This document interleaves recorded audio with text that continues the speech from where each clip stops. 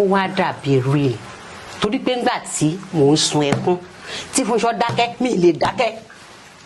Ó dẹ̀ ti cut. Ó ti cut.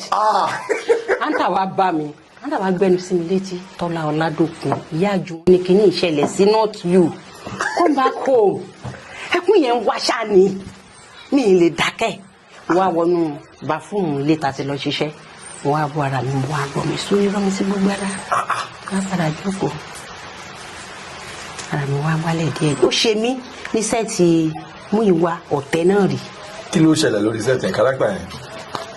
ṣe rí ó bímọ méjì yàrá àwọn méjèèjì yẹn which is Bọ́sẹ̀ Akínọlá àti Múyìwá gangan wọn ń tọ́jú ìyá wọn kò dẹ̀ ní síbòmí láyìn ò dẹ̀ níṣẹ́ lọ́wọ́ ó dẹ̀ ṣáà gbọ́dọ̀ jẹun mo rò pé ìkan nínú wọn ló wá lọ síbi kan náà wá sọ fún mi pé ìyá yín tẹ pati yìí ó léwu wá wá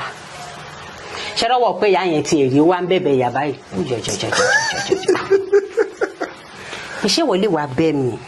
ṣé pé wọlé yọjú sí mi ó gbàgbé ọmú tó mu ó gbàgbé inú tí mo fi gbé ẹ wàláì ọ̀rọ̀ lásán mo fẹ́ sọ o ṣùgbọ́n bàtà àti kọ́ tọ́lọ̀ ti fún mi ní ẹ̀bùn yẹn so àmú wa sun ẹkún tí mo sun ẹkún tí mo fẹ́ dákẹ́ tí mi lè dákẹ́ ní ìwà bàbá mi ló wá bẹ̀rẹ̀ sí bẹ̀ mí ló bá ń bẹ̀ mí àǹtí Tọ́lá ẹjọ́ tó lọ lọ àǹtí Tọ́lá ẹjọ́. Wọ́n dẹ̀ ti cut. wọ́n ti cut àǹtí Tọ́lá ẹjọ́ mo ní kì í ṣe mi lè dákẹ́ ni ẹjọ́ nígbà tí mo wá sùn mo wá kó ní sẹ́tì mo wá bọ́ sí kọ̀rọ̀ mo wá sun ẹkún yẹn mo wá wálẹ̀ dáadáa mo ṣe wá bọ́ síta pẹ̀lú wọn so ó máa Fúnṣọ́ ò parọ́ ó máa ń ṣẹlẹ̀ bẹ́ẹ̀ mo fi sọ wípé iṣẹ́ yìí ó ní agbára kan ó ní ìfúnpàwà kan téèyàn mọ̀. Ó wà spiritual. Àwọn lọ ní pé o ò lè lọ sẹ́ni wíwẹ̀. Ògògò fẹ́ ṣe ìyá àbèjì ẹlẹ́ran ọ̀gbẹ́ ó ní ìyá òǹkọ́rù lami ìṣẹ́yàn kí láyé ti parẹ́ ìgbà tó hàn dáadáa. Natural. Ó ní ìyá òǹkọlà èmi ni màá ṣe ìyá àbèjì ẹlẹ́ran ọ̀gbẹ́ ó sì pè mí ìsọwọ́ tí owó tí ó fún mi gbà yẹn owó níyì gan lẹ́tà náà fi ń pè wá síṣẹ́ gbà yẹn gbọ́dọ̀ ọdẹ yẹn náà òun náà máa mọ̀. Ẹ ṣe máa padà sọ̀wọ́dà ọdẹ yẹn náà bá lọ. So wọ́n á pè mí àsìkò gbà yẹn ló ní òsáyè tíátà mọ́ ṣe mọ̀ pé torí pé mi lè bá Ògògò ṣiṣẹ́ ìyá ń gbá láìfù kọ́ lóun fọ́ mi kẹ ìyá ń gbá láìfù náà lọ gbé tán kọrú làmì yìí fún ó wá ṣe róòlù mi ó dún ní ó dún Ògògò débi pé látọdún náà kò pè mí síṣẹ́ mọ́. James ẹ káàbọ̀ sí orí ètò mà àti Tọ́lá Ọládòkun yes ẹ káàbọ̀ mà. atọ́kùn ètò dàrẹ́kítọ̀ ètò gbogbo ẹ̀ tó jẹ́ tètò ẹ kú lé o ẹ̀yin olólùfẹ́ mi ẹ kú lé o kí gbogbo yín o. Mọ́mí torí ti tọ́jọ́ mẹ́ta àgbà táwa náà dé industry ọwọ́ yín náà la dé sí. Olúwa ṣeun. Ǹgbà wo gangan ni ẹ bẹ̀rẹ̀ eré tíátà then wọ́n máa ń pè yín lórúkọ kan Ìkàlọ́mọ Ejò mo fẹ́ kẹ́ fún wa ní back end story yẹn nígbà tẹ́ bẹ̀rẹ̀ àti bẹ́ẹ̀ ṣe dórí sẹ́ẹ̀tì Ìkàlọ́mọ Ejò yẹn tó fi di pé fíìmù yẹn jáde ẹ̀yin ni wọ́n pè ní Ìkàlọ́mọ Ejò. wẹ́ gbogbo ẹ̀yẹ Ọlọ́run ọba ṣùgbọ́n bí tí máa ti bẹ̀rẹ̀ ni pé mo kàn wò pé mo ní passion fún iṣẹ́ yìí ni mi ò káǹtì ẹ̀ pé mo lè jẹ́ èèyàn àbí lè ṣe kinní kan torí aṣọ àtíkè ni mò ń tà ó kàn wù mí ọjọ́ yẹn torí àwọn ìyàwó ọlọ́pàá tábà ti gbowó oúnjẹ bẹ́ẹ̀ yẹn a máa ń lọ sí oríta mẹ́rin a máa lọ ra oúnjẹ a gbé mọ́tò so àwọn aṣáátà tẹ́kisí wọn á dóríta mẹ́rin mo kàn pàdé bàbá ọlọ́fà náà arígbábuwú alájí ogun kí n má tún pàdé wọn mọ́ màá jẹ́ kí bá yọ̀ kí wọn àwọn àgbàdo yín máa ń láì kíṣẹ́ yín kìnnìkan kankan iṣẹ́ yìí sì wù mí o ó mú èmi náà wọ́n ní kí n máa bọ̀ ọlọ́fà náà ní ẹ kí n máa bọ̀ àmọ́ ẹ mọ ẹni tí ó ṣe ń dùn omi náà mo lọ́kọ̀ ṣọkọ yẹn gbà mo ní yọ gbà adẹ̀ǹgbé báràkì báyìí gbà mí délé mo sọ ọkọ mi ní inú wàhálà nígbà wo láà lọ àṣà lọ wọn ṣàṣì gbà mí wọlé nìyẹn tí n bá kiri aṣọ lọ gbà yẹn náà máa ń ṣe rìásà ní Montana hotel lágbé ní àbúrò mi á tú aṣọ kalẹ̀ àjókòó tí wọn máa wòran títí ó dijọ́ kan náà ní kémi náà bá arígbá buwó ṣe nǹkan kan mo bá ṣe wọ́n bá ní mo ṣe dáadáa pòdúsà wọn ní bọ̀tẹ́ ẹ máa ní láti fún wa lómi ojú wọn mo ṣe fẹ́ ké wọn lè máa ké ṣe bí nǹkan tẹ ẹ láìkì àti ké ẹ máa ké. Aláàjì iye Adégbábú bá ní kí n jẹ́ kán lọ mú pure water wá wọ́n lè ṣe pure water wá bí pure water ní síbẹ̀ kí pure water dẹ̀ tó débì omi gidi dẹ̀ ti ń jábọ́ lóòótọ́. Mo sábà wọn ṣiṣẹ́ ó tán bó ṣe lè ń táwọn èèyàn ń pè mí lọ́tún ló sì nìyẹn. Ṣé wàá rí iṣẹ́ wọn yìí èṣù gbáà ni. Bíi ti báwo ma. Kò fórogún. Ẹ̀yin ọ̀nà náà fún wa. Iṣẹ́ mi tí mò ń ṣe tẹ́lẹ̀ ó ti gbà lọ́wọ́ mi. Iṣẹ́ aṣọ títà tẹ́ ń ṣe tẹ́lẹ̀. Bẹ́ẹ̀ni àtike because tí n bá ti travel àwọn iṣẹ́ yẹn mo ti filẹ̀ kò sẹ́ni tá dúró tì. Tíátà ò fórogún. Kò fórogún bẹ́ẹ̀. Then àwọn tí àjọ wà ń bẹ̀ wọ́n fẹ́ kẹ́ dìde. Ṣùgbọ́n ẹni tọ́lọ́run bá fẹ́ mú jáde inú ẹ̀rọ ọ̀fọ̀ ó máa yọ jáde. Ó máa yọ jáde. So tí ìkálọ́mú ejò ṣe rí àwọn audience wọ́n burú àwa ara wa náà burú. Bíi ti báwo. Ẹ ṣe n tára àwa ara wa fi burú rèé o tí wọ́n bá ní Jeff wá gun kínní kó fò kó jalè kó tún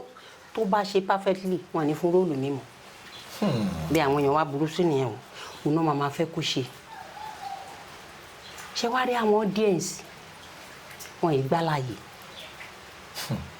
nínú iṣẹ́ yẹn ìkàlọ́mọ ejò gangan ní táìtù ṣe àbá wà ń dé lónìí Òṣogbo láti lọ́ọ̀yà 13 episode ní ọ̀sẹ̀ 13 ni. Ìyá Túndì ló ní agbára tó ń fún wa lágbára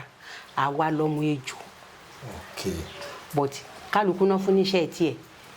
wọ́n fẹ́ èmi lé ẹnìkan tó jẹ́ ọmọ kékeré èmi jẹ gàba. Then ọkọ wa náà Tàfà Olóyèdè kọ́lọ̀ ń fọ̀run kẹ mò ń fi ti máì sí wọn mo ṣàn dálé wọn rú. Sọgbà tíṣẹ́ yẹn máa jáde mi ò kàǹtẹ̀ torí pé mo sọ fún ọkọ mi ìgbà yẹn la ní misunderstanding tán ni náà máa báyàwó ẹ̀sùn ó jẹ́ máa lọ tíátà ó jẹ́ máa ṣe kinní kan òun ni ó ṣàyè mọ̀ kí ọmọ wa fẹ́ lọ bí iṣẹ́ yẹn ó wá ní mo fẹ́ dé lù wá. Ẹ parọ́. Bí bá parọ́ wọn ni jẹ́ ń lọ ṣé tí n bá lọ sórúkọ yẹn máa jáde dóò mi kọ́kọ́ fẹ́ lọ o torí mò ń wò pé 13 episode kí n lówó wá fíìmù ló máa mú wá ẹ̀mí yẹn wá ní lọ ebi bó tiẹ̀ jẹ́ 2 náírà náà fún ẹ ó tún fi rajà sí gbá ẹ tí mo fi lọ nìyẹn.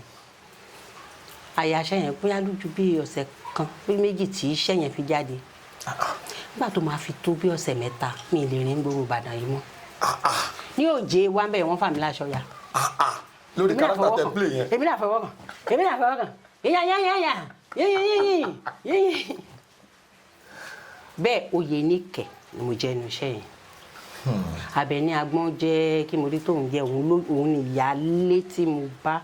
ní ẹ̀dẹ̀ Tàfà Olóyèdè. So bí kàlọ́mọ ejò yẹn ṣe wá gbáyé kan táwa lè rìn jáde àsìtì ìlọ́kọ̀ bàbá wa jáde ó di ká máa bẹ̀rù mo rí ìgbà tí mo sun ẹkún kúrò ní Gbàgìrì. Kí ló ṣẹlẹ̀? Kí ni òwò àṣẹlẹ̀ nígbà tó ń jẹ ń lọ ewu ti pọ̀ wọn ò jẹ ń lọ́yìn sí ní mọ́tò bẹ́ẹ̀ ni agbẹniwa yìí àwọn tí ń bá lọ ṣọ́ọ̀pù wọn lè ní àátọ̀ tá a dà sí lórí o ẹjẹ́ yẹn oyin òbọ̀ tán á ní ẹ̀dá tọ̀ ẹ ti bóde ẹjẹ́ ìjẹgbèsè ẹjẹ́ àárín ìṣẹ̀wọ̀n. Ìkàlọ́mọ ejò yẹn ni ayé fi mọ̀ mí bàbá wa ndé òṣè máa pè mí sí ṣẹ́bọ̀ tọ́lọ́run jẹ́ kó jẹ́ pé yẹn ló máa torí àjọṣe Tolúwa nílẹ̀ ni. Ẹ wà nínú Tolúwa nílẹ̀ náà. mi mo ṣe ìyàwó Sànyà ìyàwó Àlàjí Ògùn tán talẹ̀ òòṣà so wọn ṣe máa pè mí síṣẹ́ ọ̀tọ́lọ́run sọ pé Ìkàlọ́mọ ejò yẹn wọ́n máa fi mọ̀ mí ọ̀gá mi náà ṣiṣẹ́ kógun má jà àjọṣe ni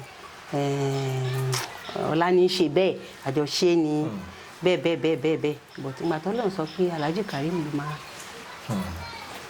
ó ṣe wáyé mi. Tí àwọn yẹn bá máa sọ̀rọ̀ yín àwọn lè sọ̀rọ̀ méjì ju pé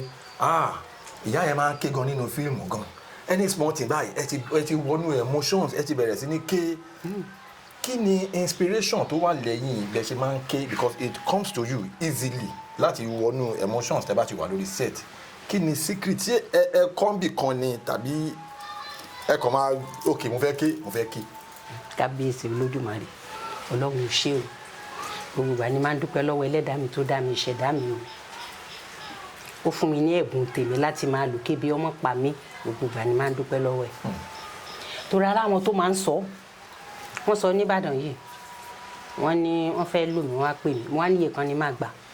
owó ẹ̀ ti pọ̀ jù ìgbẹ́ bá pẹ̀lú mi yóò ké ibẹ̀ fi rọ́ọ̀bù sí wọn lójú ni pọ̀tá rẹ̀ tó máa sọ pé rọ́ọ̀bù kọ́ ó máa sun ẹkún yẹn tó yẹ pé àwọn tó wà nílé a máa bá ké pẹ̀lú action ṣé wá rí mi ní kan tó ń bà mí nínú jẹ́ tó lè pa mí lẹ́kún. ní real life. bẹ́ẹ̀ ni mo bímọ ọmọ mi bímọ ayé ń kọ́lé mo bá wọn kọ́ ayé ń gun kọ́ mo bá wọn gùn ṣé wá lókù. ṣùgbọ́n nǹkan tí mo mọ̀ ni pé tí wọ́n bá ti béèrè question yìí máa ń sọ fáwọn èèyàn tẹ́ bá ṣàtìrán ti Tọ́lá Ọládòkun ẹ máa bá ń dúpẹ́ lọ́wọ́ Ọlọ́run kẹ́sì máa sọ fún pé ibi tí mo fi ń wu Ọlọ́run kéṣù má bàa bàbẹ̀ jẹ́ tó tán. tí wọ́n bá sọ pé real ọ̀pọ̀ èèyàn kú ṣó máa bú ẹ̀rín ni. rárá. tọ́ bá ní real níwájú lọ́hùn ọmọ wọn kú lábá ní then acting ní ìmọ̀ tí mo lè pé ó máa ń gúnyàn bí ẹ̀gùn ni bí ẹ̀gùn ni àmọ́ ti dígbà míì tí màá sọ fáwọn èèyàn pé mi lè ké o ẹ má gbàyé ọ̀tá mi jẹ́ pẹ̀lú mi ojú ọ̀nà tí Tọ́lá ni ẹ̀ fi lẹ̀ ẹ̀yìn ẹ̀ pé action ẹ̀yìn bọ́dọ̀ ọ̀dẹ̀ kan náà ti sọ lónìí darí pé tóun bá fẹ́ kó mi ó bọ́ lójú mi tí ó bọ̀. mo jẹ̀ fẹ́ bẹ̀rẹ̀ kí ni nǹkan tí ẹnìyẹn mìn nígbà tó sọ pé táwọn bá fẹ́ jẹ́ kí ẹ̀sùn ẹkún nísinsìnyí báyìí pé kí ni nǹkan náà. bọ́dọ̀ ọ̀dẹ̀ ni ó mọ ohun tó lè sọ ni. òkè ó ní nǹkan tán lè sọ tó jẹ́ pé tó bá ti sọ ń sìn. bóyá yóò ràn mí létí ìwà ká tóun ti wù sí mi rí mi ò wà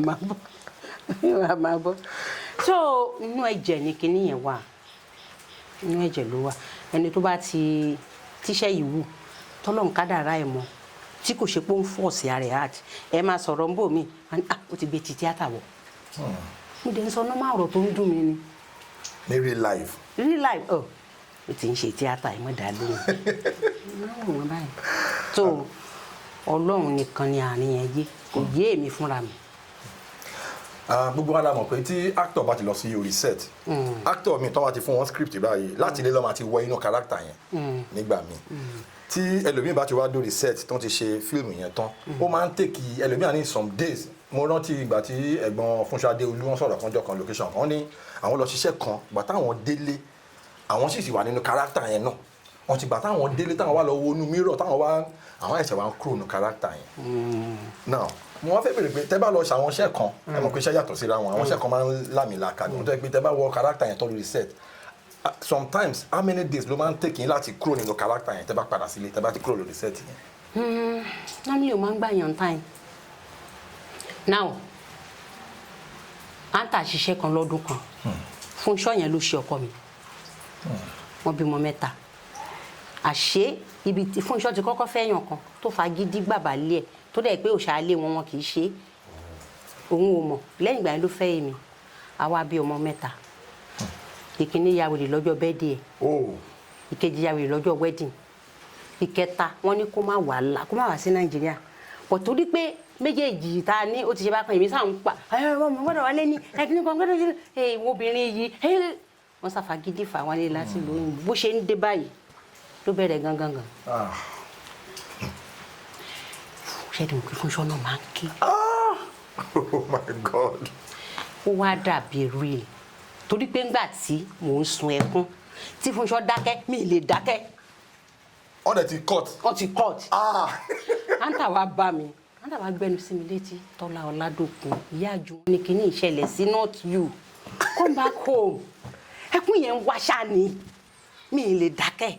wá wọnú bàfúùmù ilé ta ti lọ ṣiṣẹ́ wọ́n á bọ́ ara mi wọ́n á gbọ́ mi sórí rọ́ mi sí gbogbo ara wọ́n á padà jókòó ara mi wọ́n á wálẹ̀ díẹ̀ ó ṣe mí ní sẹ́ẹ̀tì Múyìwá ọ̀tẹ̀ náà rí. kí ló ṣẹlẹ̀ lórí sẹ́ẹ̀tì kárátà yẹn. ṣe rí ó bímọ 2 yàrá àwọn méjèèjì yẹn which is Bọ́sẹ̀ Akínọlá àti Múyìwá gangan wọn ń tọ́jú ìyá wọn kò dẹ̀ ní síbòmí ìyá yìí ò dẹ̀ níṣẹ́ lọ́wọ́ ó dẹ̀ ṣáà gbọ́dọ̀ jẹun mo rò pé ìkan nínú wọn ló wá lọ síbi kan náà wá sọ fún mi pé ìyá yín tẹ pa ti yìí ó léwu wá wá ṣé lọ́wọ́ pé ìyá yẹn ti èrè wá ń bẹ̀bẹ̀ ìyá báyìí ṣé wọlé wàá bẹ́ mi ṣé pé wọlé yọjú sí mi ó gbàgbé ọmú tó mu ó gbàgbé inú tí mo fi gbé ẹ wàláhì ọ̀rọ̀ lásán mo fẹ́ sọ ọ ṣùgbọ́n bàtà àti kọ́ tọ́lọ̀ ti fún mi ní ẹ̀bùn yẹn so àmọ́ wá sun ẹkún tí mo sun ẹkún tí mo fẹ́ dákẹ́ tí mi lè dákẹ́ ní ìwà bàbá mi ló wá bẹ̀rẹ̀ sí bẹ́ẹ̀ mi ló bá ń bẹ̀ mí àǹtí Tọ́lá ẹjọ́ tó lọ́lọ́ àǹtí Tọ́lá ẹjọ́. wọ́n dẹ̀ ti cut. wọ́n ti cut àǹtí Tọ́lá ẹjọ́ mo ní kì í ṣe mi lè dákẹ́ ni ẹjọ́ nígbà tí mo wá sùn mo wá kó ní sẹ́ẹ̀tì mo wá bọ́ sí kọ̀rọ̀ mo wá sun ẹkún yẹn mo wá wálẹ̀ dáadáa mo ṣe wá bọ́ síta pẹ̀lú wọn so ó máa fún iṣẹ́ ò parọ́ ó máa ń ṣẹlẹ̀ bẹ́ẹ̀ mo fi sọ wípé iṣẹ́ yìí ó ní agbára kan ó ní ìfúnpá kan téèyàn mọ̀. ó wà spiritual. téèyàn mọ̀ tó ẹni tó bá ta ti kọ́ mọ tó máa ń gbé kàrákítà wọ̀ èmi ò ń gbé wọ̀ láti ilé o bá ti dé gba àǹtí tabẹ́kúta òǹdè ṣé kóun send script mo ní mi ò ní ìdẹ lẹ́ẹ̀kan náà béèrè mo ní mi ní ìdẹ bá ti rí ìwà ti sọ fún mi pé báyìí ni róòlù yín ń tẹ́ ṣe rè ẹ̀yẹn ṣáàrò mi ní ìdẹ yàtọ̀ sí iṣẹ́ àwọn alágbára kí ni ìtàwọn yà ńláńlá. ok big screen cinema. sinima nìkan ni máa ń béèrè script torí bẹ́ẹ̀ bá wí dáadáa. wọn á ní kẹ́ tó tún ṣe ni. so báà nìyẹn ṣe jẹ́ nìyẹn. bẹ́ẹ̀ ṣe ń sọ àwọn analysis yẹn àwọn experience yín díẹ̀díẹ̀ lórí set yẹn èmi gan bí mo ṣe ń gbọ́ orí mi ń wú torí mo mọ̀ pé acting ẹ̀yin tẹ́ jẹ́ veterans báyìí àwọn nǹkan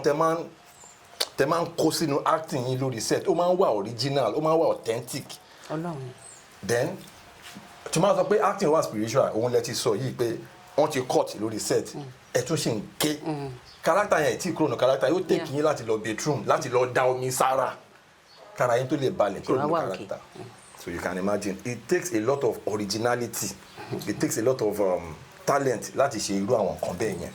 now ní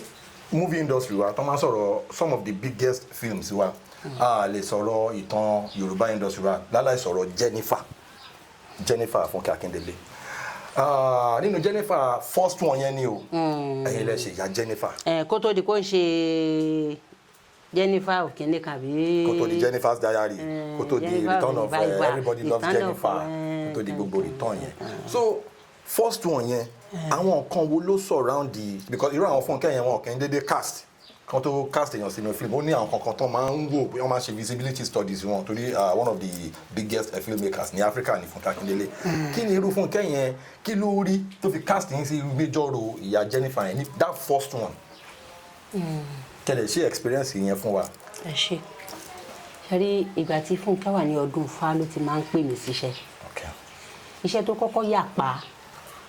làálàá ló bá pè mí èmi ò lọ àwọn ṣiṣẹ́ yẹn mo wà lọ́yọ̀ọ́ location kan so mo ní mo sọ́ọ̀rì mi lè ráyè wá ṣùgbọ́n tó máa ya ìmí wọ́n pè mí Ọlọ́run jẹ́ kí n ráyè yẹn ní àgbéfò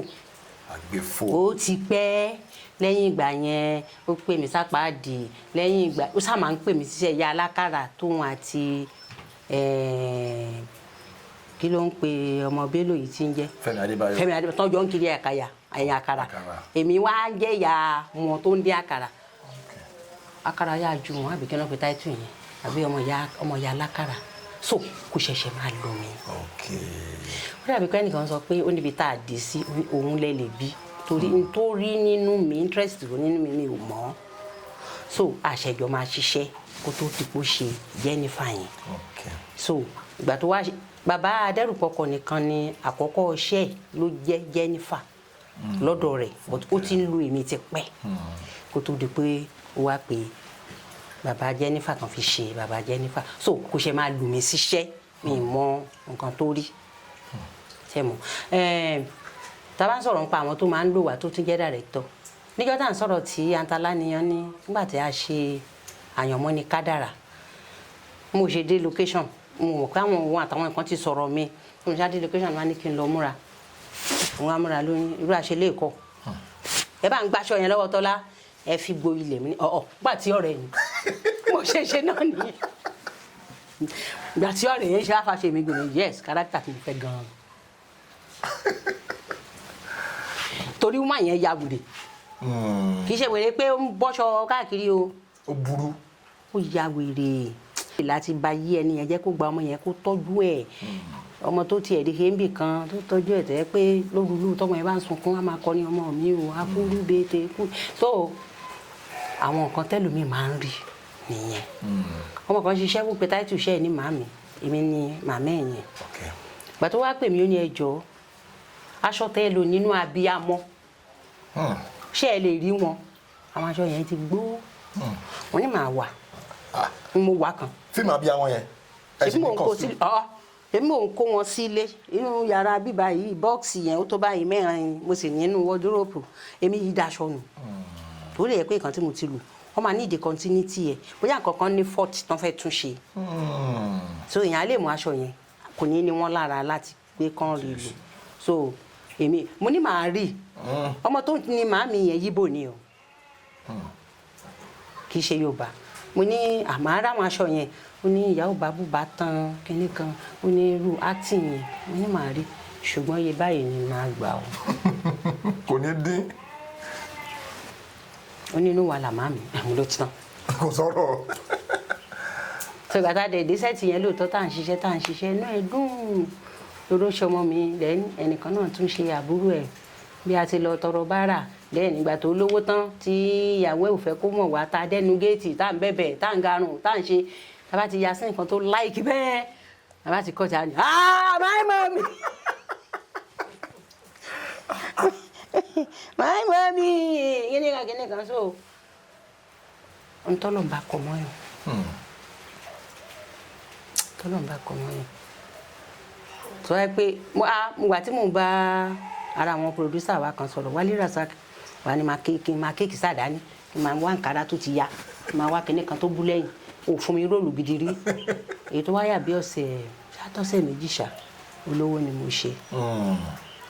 ó wá lọ bí 28 scenes. wow lídùú. ẹnìyẹn lọ sílùú òyìnbó ẹnìyẹn ṣe oríṣiríṣi ó bímọ 3 ó gbára wọ méjì fún ẹnìkan yẹn ló wá rí ṣe ìyá yẹn padà jábòde gbẹ̀yìn ní mo ní èmi ò ní jábòde náà ẹ yá o torí ẹ̀yin lẹ́ni ìfún yín ní róòlù olówó ẹ yá olówó ya wèrè o ẹ̀yìn gba mi lọ bá ṣe tí òṣòwò ń bẹ tí mo lọ níjẹrin àbí ìjẹ̀bí mo dé níjẹta so òṣèré náà kò síṣẹ́ tí ò yẹ kó lè ṣe ẹni kárátà tó bá ti wà nú ẹ̀jẹ̀ tí ì ṣe pé ìgbà kan wà tọkọ mi ní má ṣe tíátà mọ́ bọ̀dọ̀ ọ̀dẹ̀ tí mo sọ lẹ́ẹ̀kan pé bọ̀dá tó rí wọn ò pé àwọn náà gbọ́ sí wọ́n sábà mi bẹ ọkọ mi. bọ̀dá ọ̀dẹ̀ tá ẹ̀ ń sọ yẹn tá a lẹ ní tá ẹ̀ ń sọ. ẹ lè mọ̀ so òun náà wà lára àwọn tó máa ń bọ́kọ mi tó máa ń bá wọn pé dádì kò lè tó bẹ́ẹ̀ Àǹtọ́lá ọ̀dẹ̀ ní kinní kan gbà yín lónìí má ṣe tíátà mọ́ láàrin bí ọdún kan mi lọ location tábà wá jókòó tábà ń wo fíìmù wọn bá ní abiyamọ kan bóyá ọmọ ẹ kú àbọ̀ ọmọ ẹ ní confusion tó bá ń ṣe wọn máa ṣe nǹkan o bí wọn ti rí mi ara mi ó ti máa gbọ́ máa lè rí wèrè abiyamọ ẹyẹ wo wèrè ọkọ mi ní àfiṣe lọ́rọ̀ ojú ẹ̀ ń kúrò mẹ́ẹ̀.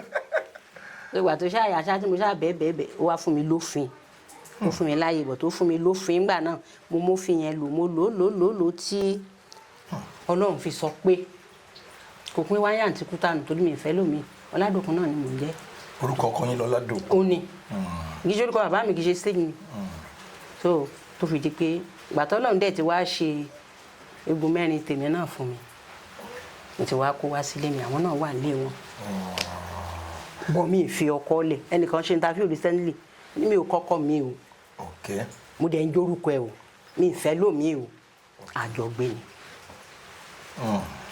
torí mo fẹ́ touch ní area yẹn díẹ̀ torí àwọn new generational actors ta ni female actors ta ni nísìn ọ̀pọ̀lọpọ̀ yẹn ló máa ní onífíìmù gbélé ọkọ kìnìkan mo wá láì bẹ́ẹ̀ ṣe sọ ẹ sọ àwọn kankan tí tó ń wà morally emotional wípé tọkọ yín bá ní níwọ̀nba àgbà kan ẹ lọ sí location torí pọ̀kọ́ nípa pé ẹ lọ kò kí n ṣe pé bóyá wọn ò pè yín o àwọn lọ ní pé o ò lè lọ sẹ́ni wíyẹn. Ògògó fẹ́ ṣe ìyá àbèjì ẹlẹ́ran ọ̀gbẹ́ ó ní ìyá nǹkan rú lami ìṣẹ́ òun pé láyé ti parẹ́ ìgbà tó hàn dáadáa. natural. ó ní ìyá nǹkan là èmi ni màá ṣe ìyá àbẹ̀jẹ ẹlẹ́ran gbé ó sì pè mí ìsọ̀wọ́ tí owó tí ó fi mí gbà yẹn owó níyì gan lẹ́tà náà fi ń pè wá síṣẹ́ gbà yẹn gbọ́dọ̀ ọ̀dẹ yẹn náà òun náà máa mọ̀. ẹ sì máa padà sọ wọ̀dà ọ̀dẹ yẹn o táwọn bá lọ yìí. so wọ́n á pè mí àsìkò gbà yẹn ló ní òsáyè tíátà mọ́ ṣe mọ̀ pé torí pé mi lè bá Ògògó ṣiṣẹ́ ìyá ń gbá láìfù kọ́ lóun fóun kẹ ìyá ń gbá láìfù náà lọ gbé tán kọrú làmì yìí fún ó wá ṣe róòlù mi ó dún ní ogun Ògògó débi pé látọdún náà kò pè mí síṣẹ́ mọ́. látàrí pé ọkọ yín sọ pé ẹ lè lọ. a ní Àǹtọ́lá ẹ lè ráyè Àǹtọ́lá ẹ lè ráyè bá kà sí bàtà ẹ lè ráyè. ibùn nígbà tẹ̀ tí ń ráyè wọ́n wọ́n dùn wọ́n gan. torí pé kí n máa kánjú yẹn ti mọ́ mi lára tí n bá jẹ́ pé Ìbàdàn mo ti fẹ́ ṣiṣẹ́ tí n bá wà níbẹ̀ táago mẹ́jọ bá lù bá mi gbọ́dọ̀ wá lé mọ́ òun kí n sùn òun ni o. tó bá jẹ́ pé Èkó mo níṣẹ́ sí àbí lọ ni tí mo dẹ̀ máa lo jọ́ 5 jọ́ 6 bí iṣẹ́ wa ṣe máa ń pẹ́ ń gbà yẹn màá kọ́kọ́ wálé màá wá ṣiṣẹ́ ilé màá tún padà sọ́run by then ni o wọ́n fẹ́ yàwó lé mi o àwọn bọ̀dọ́dẹ̀ náà mọ̀ ìṣe mi nìkan. nǹkan tí mò ń rí nínú gbogbo ọ̀rọ̀ tẹ́ ń sọ yìí ni pé tó ń wà morally torí mo fẹ́ gbélé ọkọ mo dẹ̀ ní interest nínú iṣẹ́ yìí. ẹ wá ń tà láti balance ẹ. bẹ́ẹ̀ ni mi ì fẹ́ láti lọ fẹ́ lòmíì wọ́n máa ń bú wa wọ́n ní ẹ̀ yìí fẹ́ pààrọ̀ ilé ọkọ so mi ì fẹ́ orúkọ yẹn and then iṣẹ́ yìí wù mí òun dẹ̀ máa sọ pé ìsídà kí n choose theatre àbí kí n choose home ó ní mo dá mo choose home nígbà tán náà rí i pé ó ti ń pẹ́ tí mo wá ń bẹ̀ wọ́n wọ́n wá fún mi lófin nígbà mo wá tẹ̀ lófin yẹn títí ó wá rẹ̀wọ̀n wọ́n wá fún mi láyè pátápátá but then náà ìjọ tán bá ní kí n dé ni màá dé o. kò sí pé. mo ti ẹ̀dẹ́ ó dà ní kan mo ní à mo ti dàgbà ta ni yóò máa dà ńlá mú lásìkò yìí síbẹ̀ náà bọ̀ mo rí i pé ìfẹ́ ni ẹ bá níyàwó tí ò nífẹ̀ẹ́ kò ní sọ. ẹ wo gbogbo ọ̀rọ̀ tí àwọn ọmọ mi sọ lórí ètò yìí kíní kan ni mò ń dìmú bẹ̀ ẹ ń rí i pé wọ́n wà obedient sí gbogbo nǹkan tọkọ wọn bá sọ àwọn kíní yẹn ló ń láàkì láyé ta wà yìí ẹ máa sọ fún obìnrin mi báyìí pé ó lè lọ́bẹ̀ yẹn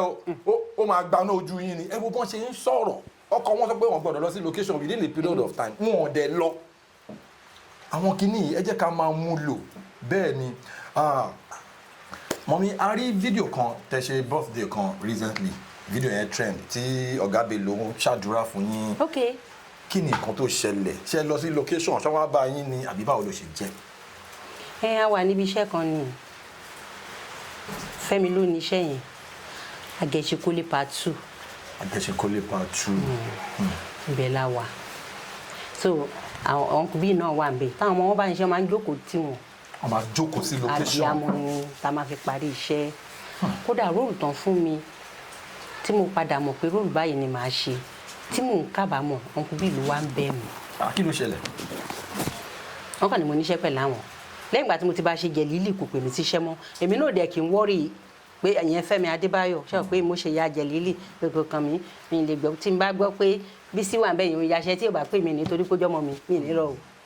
tó bá fúnra ẹ̀ pè mí pé màámi ẹ̀ máa bọ̀ máa lọ. so bí black man Sodiq Adébáyọ̀ òun ni PM ó kàn pè mí Àǹtọ́lá ẹníṣẹ́ pẹ̀lú wa déètì báyìí ní kíníkan mo ti fún Wálé Rasaq ní déètì 10-11 10-11 wà lára déètì wọn wọ́n á ní kí la ṣe fẹ́ ṣe mo ti fún ọ̀kan ní 10-11 àwọn ní kò sí wàhálà àmọ́ bá ṣe máa ṣe wọn á pè òun náà Rasaq Wálé Rasaq pé ọmọ yìí ó bẹ́ẹ̀ bá ṣiṣẹ́ láàrin ara yín ní olè pínlẹ̀ mi. ibẹ̀ ni mo wà tí 18th May of my birthday tó bá mi. so a kàn ń sọ̀rọ̀ Yẹmí Ṣọ́ládé ló ṣe kábíyèsí Pápá Lolo ló ṣọkọ mi Gébú Afọláyan ó ṣàkọ́bí Bọ́lá Bíọ́lá Eyín Ọká ó ṣe second born mo ṣá ṣe tò wá nìyẹn. àwa ń sọ̀rọ̀ àtọ́nkù bíi Yẹmí ni à méèlò òun náà báwo lè lóní méèlò àwọn ọkùnrin náà méèlò àwọn méèlò mi náà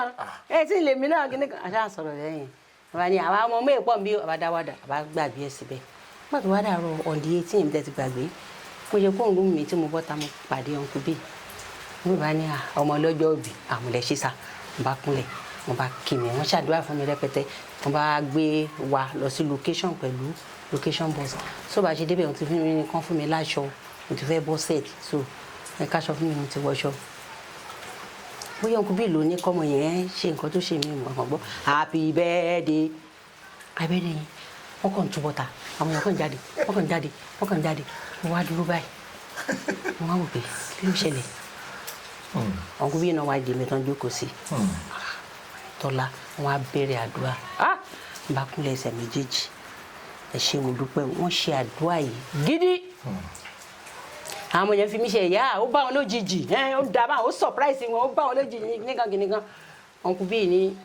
lórúkọ àwọn Tọ́lá àwọn fún ẹ ní 50,000 wow lórúkọ Fẹ́mi àti iléeṣẹ́ wọn fún ẹ ní 50,000 Bíọ́lá Adébáyọ̀ èèyàn ọ̀ka èmi náà fún wọn ní owó tí mo ṣàgbà bẹ́ẹ̀ going to 150 or 200. wow so wọ́n ṣe ṣàdúrà fún mi nìyẹn ó trend àwọn èèyàn wò gan o tó láwọn èèyàn ń pè mí gan o. fídíò yẹn trendy gan. ìkan ní kí ló ṣe fún ọkùnrin bíi tó dá ẹ kúnlẹ̀ mo náà dá mi kúnlẹ̀ wú mi láti kúnlẹ̀ wò ẹ má gbé torí info ẹ̀yin láìkẹ́ máa bẹ̀rẹ̀ sí sọ gbogbo tí ò ṣẹlẹ̀ káàkiri ní àmọ́ tí Tọ́lá ṣe fún Bello tó dá kúnlẹ̀ kò dá mi kúnlẹ̀ o mo ṣọjọ́ bí wọ́n sì bá mi dúpẹ́ lọ́wọ́ Ọlọ́run wọ́n sì tún fún mi lówó ìkan tó máa ń pè rẹ̀ ní ọmọ mi lá ní gíga báyìí kíní kan kí ló borúkọ rẹ̀ tó máa ń ṣe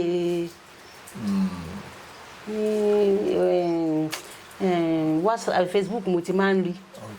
Dáre Omilani àbí kíní kan Omilani lókè rẹ̀ a ṣe ń ta kò sí mẹ́ òun ló kọ́kọ́ gbé jáde sí mo rí ní orí blọ́ọ̀gì ó ti yé mi.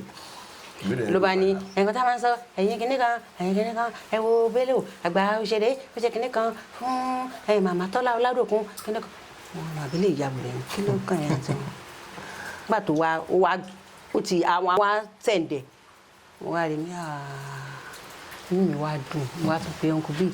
ẹ tún dúpẹ́ lọ́wọ́ wọn lóòótọ́ fún mi ṣe. tó bá jẹ́ ẹnìkan lásán tó bá fún mi ní 2M máa dówó ẹ̀ padà. kí ló ṣẹlẹ̀. bàbá àti ìyá yẹn bàbá máa ń lọ dirun fún ìyàwó ọba ìyá máa ń lọ dirun fún ìyàwó ọba bàbá máa ń gẹrun fún ọba meanwhile wọ́n lọ sílé ọba lọ́jọ́ kan ọmọ wa dẹ̀ Gabriel ó dẹ̀ lóhùn orin ó wá ń kọrin ọmọ bá ṣe bó ṣe fall in love yẹn ó sá ṣe débi pé wálé wa ó fún wa lówó ṣe ó mọ̀ wọ́n sá ṣe gbéra wọn sá lọ nìyẹn bọ́ba ṣe ní kọ́ wá gbé wa nìyẹn.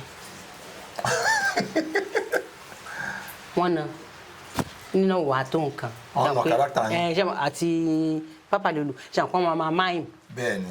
wọ́n á ní kán lọ kó wa ìgbà tán wá kó wa wọ́n ní kán dàbà sínú yàrá kan so wa ní ọwọ́ àtẹsẹ̀ wọ́n wá so a lè jẹ́wọ́ bí tọ́mọ wa wà wọ́n wá ní kán dáná sí wa kán fi ata sí i dóòkò sátá ń bẹ̀ ò bọ́tẹ̀ ordinary èéfín yẹn ọ̀tá mi fẹ́ sin pa nígbà tá a yà sí yẹn tán bí wọ́n á sọ ọjọ́ kejì pé Tọ́lá ò fún mi ní nǹkan tí mo fẹ́ òkè tó mo ní mo ké ẹkún yẹn ò tó mo ní ṣe bí mi ti parí iṣẹ́ so ń gbò wá dijọ́ kejì tí àwọn ìyá yẹn àti bàbá yẹn wọ́n ní kán lọ sá wọn sínú oòrùn wọ́n gbé wọn sórí pákó wọ́n dè wọ́n báyìí wọ́n sá wọn sínú oòrùn náà títí òjò rọ̀ títí ṣe ní tòun yẹn tiẹ̀ ṣe dá torí òun ti ń lọ ilẹ̀ kó tó di pọ́n ya sí nìyẹn ẹ mọ mọ́tò tí wọ́n máa ń pè mọ́tò panápaná tí wọ́n paná àwọn fàyàfàyà yẹn fàáfó tí wọ́n fọ́n omi Jésù mi o ẹ̀mí ọ̀tá mi bọ́ tán díẹ̀ lóko Papa Lolo fẹ́ kú. wọ́n ṣe òjò. àwọn tó ń dẹ̀ tí wọ́n ti kú tí wọ́n lè gbéra àwọn àṣẹ báyìí fọ omi yẹn burúkú ọmọ yẹn wá ń nàyàn bí ìgbà tí òjò tó lé nàyàn ṣé èèyàn lè sọ̀rọ̀. ṣé ọmọ àti ikọ̀ tẹ́ ẹ lè sọ̀rọ̀. tí n bá fẹ́ yí báyìí ihò etí mi lómi ni ìwọ yí báyìí ihò etí mi lómi ìwọ yí báyìí imú mi ni n bò dẹ́ kan máa ń ṣe ẹ̀jẹ̀ Jésù. lórí sẹ́ẹ̀tì.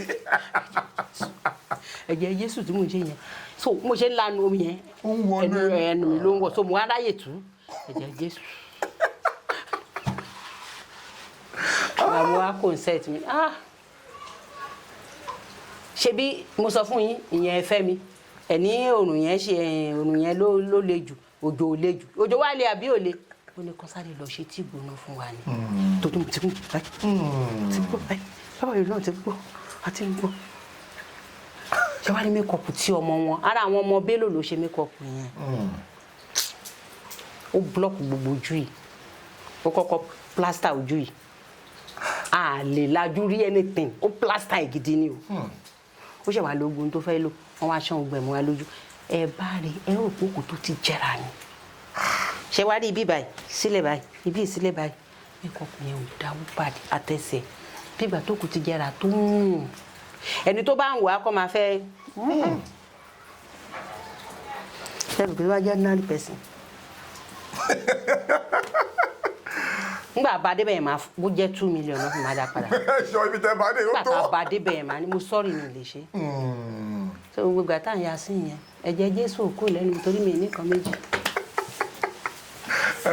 ẹ̀yin tiwa nílé mo máa ń sọ kankan pé a lot of risk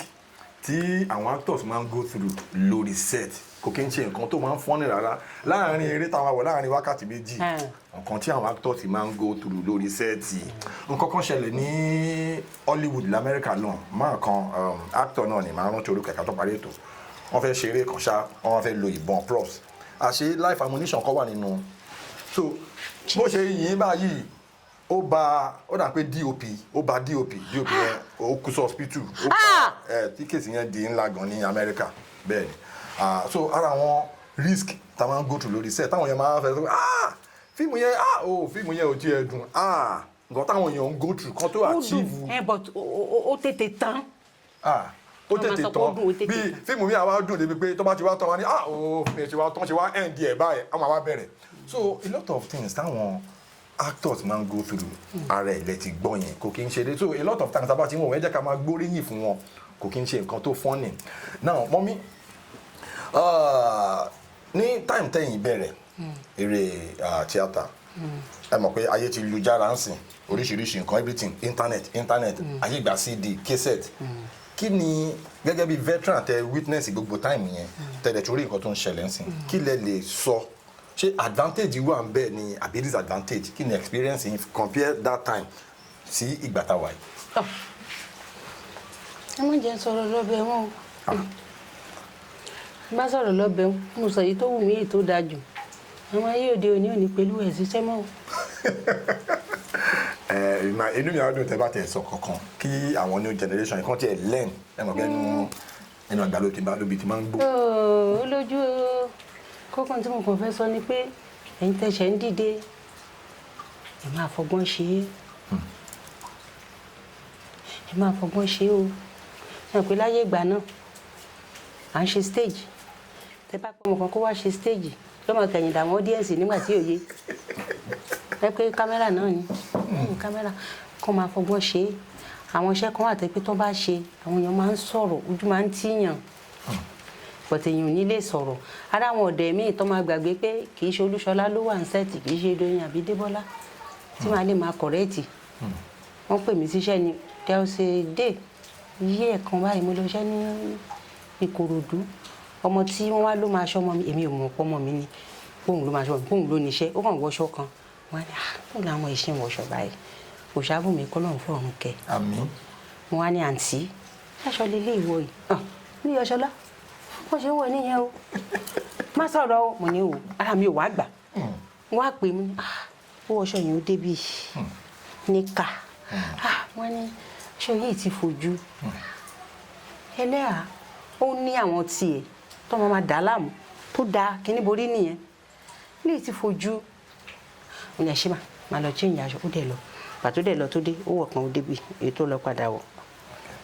ọkàn mi wá ní bọ́ ọ bá tún sọ̀rọ̀ ọ̀tẹ̀ ìbádàkẹ́ so gbà tó yá tó ń fẹ́ ṣiṣẹ́ àṣóhùn gan lónìí ṣóhùn ló máa ṣọmọ mi kó bá bọ́ sẹ́ẹ̀tì ìwà sàn kankan mọ́ àṣà à ń yaṣẹ́ lọ owó ètò báyìí owó ètò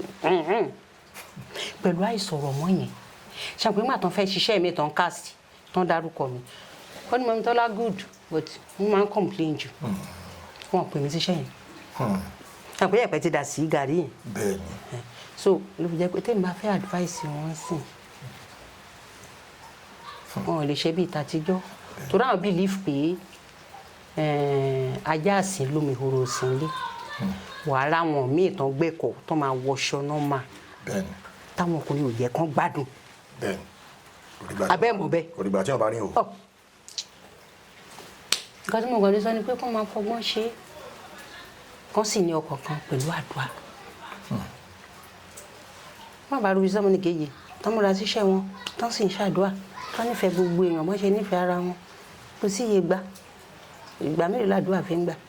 kí tó yẹ pé aṣọ tí mò ń tà ni mo yìí ń tà tí mi ṣe tíátà ṣé màá ti kọ́lé ṣé màá gun kọ̀ ṣé màá rán ọmọ tọ́mọ máa fi di dókítà ṣe tó ẹ mọ̀. dókítà lọmọ yín. lágbára Ọlọ́run. n fẹ́ tọ́ọ̀ṣì kankan ní junction tàdé ẹ sọ̀rọ̀ kan lẹ́ẹ̀kan ẹ sọ̀rọ̀ ọ̀gá Bello kí tó máa táwọn ọmọ bá fẹ́ ṣiṣẹ́ ọmọ àwọn àdáwà náà dẹ̀ mọ̀ pé ọ̀gá Bello máa ń wà from day one títí di last day even post production ọmọ àjọ ń wà ní. ṣé mọ̀ pé láwọn táìmù kan àwọn kan nídìí iṣẹ́ yìí náà ni tó jẹ́ pé wọ́n ẹlòmíràn ráyè tọmọ torí bẹ́ẹ̀ sọ lẹ́ẹ̀kan pé iṣẹ́ wa yìí kò láìkí orogún. kò fẹ́ kéèyàn mú kan mọ́ kan o tún ṣiṣẹ́ kan tún wá fẹ́ máa ṣe tíátà. even dórí kéèyàn tọmọ gan ẹlòmíì lè lọ sí location ẹ̀yin náà mọ nǹkan tí mo sọ ẹ lè lọ sí location oṣù kan bẹ́ẹ̀ni gbàbí kan lọ́bí kan gbàbí kan. from one location to another. ẹlòmíì ò ráyè tọ ọmọ nítorí irú iṣẹ́ tá à ń ṣe ó dẹ̀ wà important kéèyàn tọ ọmọ torí nǹkan tó bá tọ́ ló máa bá. bẹ́ẹ̀ni bó bá ṣe tẹ́ bẹ́ẹ̀ díẹ̀ ló ṣe sùn. ẹ bá sọ̀rọ̀ kan sí pé ọmọ yín dókítà ni báwo lẹ ṣe balance àárín yẹn considering the fact pé ẹ̀yin àtọkọ yín tọ́mọdé fi yín lófin báyìí ẹ máa tẹ̀lé ni tẹ́ bá ṣe kíní ẹ máa tẹ̀lé báwo lẹ ṣe balance yẹn. èèyàn ọba náà ni yóò wá gbogbo ọ̀nà tí ó fi balance ni Bello tẹ fi ṣàkàwé yẹn tábà tí ń sọ̀rọ̀ àtọ̀nkù bíi máa ní ẹ jìyà ọmọ òun ẹ sì jèrè ọmọ Bello ti ń jèrè ọmọ báyìí bẹ́ẹ̀ni bàbá yẹn tọ́ ọmọ. ó ní agbára.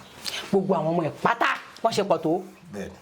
ó fún kálukú ní tí ọmọ yẹn bẹ́ẹ̀ni ṣe bí bákan ló ṣe ṣe nítorí múrú yẹn balance yẹn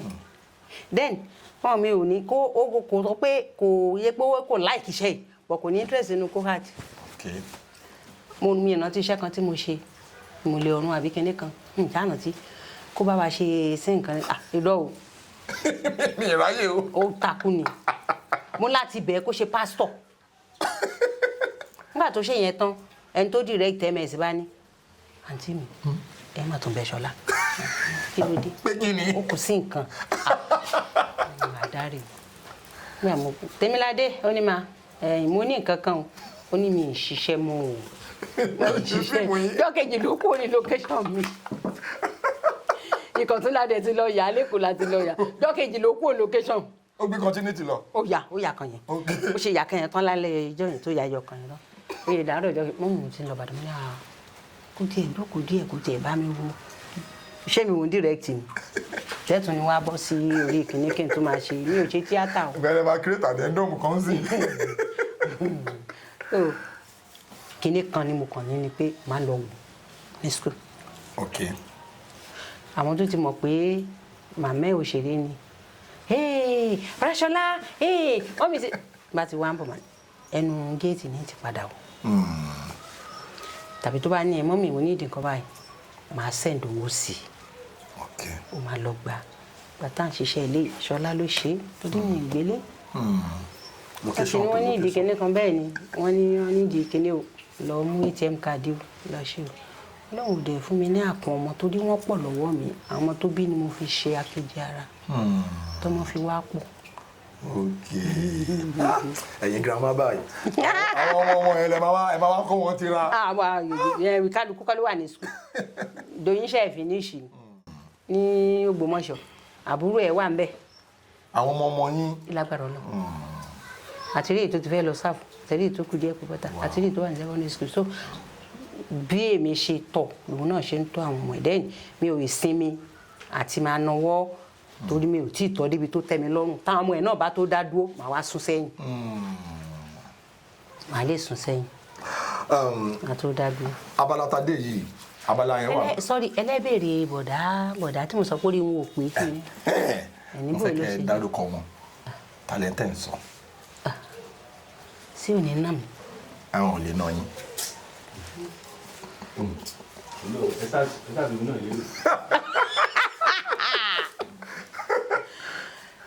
kò tí ẹ lè nà mí yóò ti jó ẹ̀yìn àná ẹ̀. bẹ́ẹ̀ni bẹ́ẹ̀ni. tó ẹ̀yìn sálà nẹ̀. bẹ́ẹ̀ni. bó sì jẹ́ bó ti wù kó rí àná lànà. òrò lànà. ìkan lára wa ni lórúkọ wọn. òun náà ń ṣiṣẹ́ yìí Okay. táìtù iṣẹ́ kan la fi máa ń pè but Délé Wàsíù Délé Okay. Akínbọ̀dé Àbákínbándé. Akínbọ̀dé ni. òun náà jẹ́ kan lára wa òun náà máa ń ya fíìmù Okay. òṣèré lòun náà ó ti pẹ́ tá a ti jọ bẹ̀rẹ̀ Okay. bó torí pé ọkùnrin lọkùnrin máa jẹ́ iṣẹ́ kan kò tiẹ̀ lè tó tíátà ò lè tó toró ní àwọn ọmọ tó ń tọ́ tó fẹ́ tọ́ so ó ti wáṣẹ́ mi ìkúnṣẹ́ yẹn so kò lè jẹ́ kí àwọn èèyàn máa rí kan dá a mọ̀ tó bẹ́ẹ̀ then iṣẹ́ wa ò tí ì lówó lórí ńgbà náà Gbà yẹn. àwọn iṣẹ́ tó yà ọ̀pọ̀ ló jẹ gbèsè bọ̀tọ́ lòun wá ṣe eégún ha ẹ̀ ní ọmọ ìyá ẹ̀ tába ti ń ṣiṣẹ́ òun náà máa dúró kọ̀ọ̀kan láti náwó tiẹ̀ náà sí ìwé nìkan bá ó sún sẹ́yìn ni ò yẹ ká yé ó mọ̀ ṣùgbọ́n mò ń bá dúpẹ́ lọ́wọ́ Ọlọ́run ó ṣe sún sẹ́yìn táyé ó mọ̀ tó ó tọ́ ọmọ àwọn ọmọ etí ìyànjú Ọpẹ́ ní fọ́lọ́run. ẹ wá rí tóun ò lè ṣe ọmọ rẹ ti wá ń ṣe Ọpẹ́ ní fún Ọlọ́run. tóun ò lè ṣe ọmọ ẹ ti ń ṣe àwọn èèyàn ti mọ ọmọ ẹ mo rí ọmọ ẹ látìgbà tó wà báyìí mo wá rí nígbà tó di ara wa mi wá máa ń dùn èyí tí Délé ò lè ṣe bọ̀dá yẹn wọ́n ń pè ní Wàsíù náà yé ọlọ́mọdé náà yóò gbọ́ a. Àmì o. Mọ́mí abala tá a wà yìí ó máa wà very interesting because abala yìí là ń pè ní abala important famous phone call. Okay. Phone call yẹn ni pé ẹ máa wo contact yín ẹ máa wá wo gbajúgbajà bíi ti yín tẹ máa pè lórí fóònù báyìí hello mo kàn ní kí n kí yín ní o orí ètò ni mo wà mo kàn ní ká àwọn aráalé fẹ́ gbóhùn yín ó tán. yẹn máa ṣe díẹ̀ o ó mọ rísìn kí ni reason ma. mi lè sọ pé mi lọ́ta pọ̀ mi lọ́rẹ̀ ní industry bó ṣe tó. Ọlọ́run Elédùmarè ń gbọ́ Ìyábọ̀ kò kọ́ lóun fọ́run kẹ́ àmín. òun la tún jọ máa ń ṣe Tóyìn Àṣewájọ máa ń ṣe tẹ́lẹ̀ Délé tí mo sọ yìí mọ̀ wá ó mọ gbogbo ẹ̀ ó mọ bó ṣe lọ ṣùgbọ́n tí mo di pé ẹni méjì ò lè dó mẹ́ta ẹni mẹ́ta ò lè dó méjì méjì mo sún sẹ́yìn Tóyìn àti ẹ̀ ń wára wa Ìyábọ̀ tá a máa ń wára wa ká má tún wára wa mo ti kú mi ní ọ̀rẹ́ kankan tí mo lè sọ pọ̀ ọ̀rẹ́ mi ní indọ́sírì tàbá débi iṣẹ́ irú Àbẹ̀ní Agbọ́n àjọ máa ń sọ̀rọ̀ nọ́mbà ẹ̀ wà lọ́wọ́ mi àjọ máa ń pàdé ní location àlèṣorogún àti ẹ̀bá ń ṣorogún tá a máa ń ṣe tìyálé àtìyàwó but then mi kì í pè kò kì í pè mí mi lẹ́ni tí máa ń pè. àfẹ́bá dé location. tàbá dé location ààrẹ mi ẹ kú jẹ́ mẹ́ta nǹkan táwọn èèyàn yín nídìí nìyẹn ẹ bá sọ pé ọ̀rẹ́ gidigidi ọ̀rẹ́ tímọ́tímọ́ wọléwọ̀de. fẹ́ tẹ́ tóun fẹ́ tẹ́ mi lọ́rọ̀ tí mo lè àfi iṣẹ́ kí n pe Délé. Okay. I'm a pass. Funke Akindele, she is the highest grossing filmmaker in Africa, Kakro, Nigeria. Because what she shot films, Tebawo, A Tribe Called Judah, film here gross over 1 billion in box office. Then everybody loves Jennifer, gross, billions in box office, making her the highest grossing filmmaker, highest grossing actress in Africa. A dẹ̀ mọ̀ pé ẹ máa jọ ń ṣiṣẹ́ ẹ máa ń bá ṣiṣẹ́ dáadáa. Mo fẹ́ kẹ́ describe Funke Akindele in one word, in one sentence. Mi ní lè sọ̀rọ̀ lọ́bẹ̀ yẹn. Ṣé mo rí sí? Kí ni reason? Ọ̀rọ̀ kan ṣẹlẹ̀ recently. Jẹ́jẹ́ mi ni máa ń lọ. Tẹ bá wo mi ò ń gbéra mi sórí Facebook lẹ́yìn kí n lo fọ́tò mi gbá mi sí my story. Okay. Mo wà ní Agẹṣinkólé yẹn. Ẹnìkan pè mí látọ̀dọ̀ Funke Olóhùn Yẹmí pé a fẹ́ ṣe Ayétòrò mo wá ní mo ti há o location báyìí mo wà o mo dẹ̀ tún níṣẹ́ kan nìbàdàn o mo ti ní kán bá mọ wọ́n ṣe máa bá mi ṣe o so ó wá sọ fún Funke ọmọ yẹn sàtúntún mi pè ó pe Adẹ́rùpọ̀kọ̀ ìyẹn ní kán pè ya Jennifer ìgbà tó bá ti máa ráyè sí mi èmi tó ní kẹ́ pé mi ráyè ọmọ yẹn tún wá tún mi pè mí mi lè ráyè ṣùgbọ́n ẹ mọ̀ pé Tọ́pẹ́ Adébáyọ̀ ló ń ṣe wedẹ́ ló ń ṣàbúrò tí mo bí àwọn méjèèjì àbúrò Fúnkẹ́ ó wá bá mi ìyá wedẹ́ ó láti fẹ́ ṣe mi lọ ó ní bọ̀tọ̀ ọ̀la a ní off mo ní a ní off lóòótọ́ ọ̀la ta ní off yẹn mo ti wo iṣẹ́ tí mo ní nìbàdàn mi ṣe máa lọ sáré ṣe tí màá sáré padà kò sí nǹkan tí mo fẹ́ ṣe sí mo sọ́ọ̀rì so mi lè lọ débi pé ọmọ yẹn padà pè mí pé mọ̀mí àwọn ní káwọn bí mi pé ṣóun ṣẹ̀ mí ni mo ní kó ṣe mí ìrìn àti Fúnkẹ́ ò jà kò sí nǹkan tó ṣe fún mi mi ráyè ni kí sàjẹ́ pọ́n máa yà á máa parí ẹ̀ lójú ẹsẹ̀ bí nígbà tó wọ́n tó fẹ́ ṣe mí màá wà ń bẹ̀ Ọlọ́run ló ní kí n má sọ jù bẹ́ẹ̀ lọ mo kàn ń tẹ WhatsApp Facebook àwọn Aláròyé ń kí yín o wọ́n á sọ àwọn ìròyìn tó máa ń sọ lọ́wọ́ ni ó ga o Fúnkẹ́ Akíndélé àti ọmọ tí mo lọ bá iṣẹ́ Tóyìn Àyìnmákù wọ́n ń jà débi pé tí ẹnìkan bá lo ẹnìkejì ò ní lò ó léyìí tó ṣẹlẹ̀ pé nígbà tí Tóyìn Àyìnmákù tó lo Tọ́lá Ọládòkun nígbà tí Fúnkẹ́ fẹ́ ṣe Ayétòrò kò pé Tọ́lá Ọládòkun síṣẹ́ kan dẹ̀ pè mí tó yẹ pé mi ò ráyè mi ṣẹ́dí bí mo ṣe rí yẹn mo kọ́kọ́ pe Kúnlé Àfọ̀dù nǹkan tó ń mú un gbọ́ yìí kò tẹ́ mi lọ́rùn kí ni mo fẹ́ ṣe sí ó ní àǹtí ẹ fi wọ́n lè nígbà tó máa pariwo ẹni láàrin táwọn èèyàn bá gbọ́ láàrin 4-5 days wọ́n á gbàgbé ẹ̀ kò tẹ́ mi lọ́rùn. mo wá wo kinní wọn tó ń sọ yẹn mo wá rí kọ́mẹ́ǹtì lábẹ́ ìwọ tó sọ̀rọ̀ yìí stop ẹ̀ ẹ rí mi ẹ mọ̀ pé mi ni mò ń sọ̀rọ̀ stop ẹ̀ o mi ń pariwo ara mi o mi ń gbéra mi lẹ́mìí gbóná ẹ má fi mi gbójú bi lọ́dọ̀ ọmọ kankan láàrin àwọn ọmọ méjèèjì sọ́sọ́ débi pé Tọ́lá Ọládòkun ní Fúnkẹ́ máa fún un lówó Tọ́lá Ọládòkun ní Tóyìn Àyìnmákù ó wá ń tọ́jú dáadáa ẹ stop ẹ mo ní lẹ́yìn kan pè mí síṣẹ́ kí n bá wọn ṣiṣẹ́ kí n get out mo ṣe máa ń rẹ́ni tó nu orí ọ̀tá mi ṣe dàrú sí ẹ jọ